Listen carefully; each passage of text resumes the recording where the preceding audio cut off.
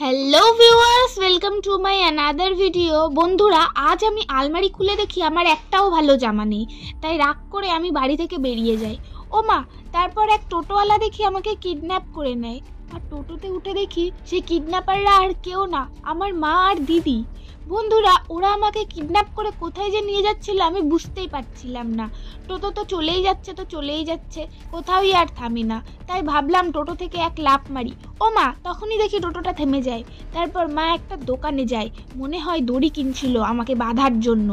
তারপর যায় আরও একটা দোকানে, এখান থেকে ওরা কি কিনছিল আমি বুঝতে পারছিলাম না। তাই সুযোগ বুঝে ওদের থেকে পালানোর চেষ্টা করি, কিন্তু অবশেষে রাস্তা পার হতে না পারায় দিদিরা আমাকে ধরে ফেলে।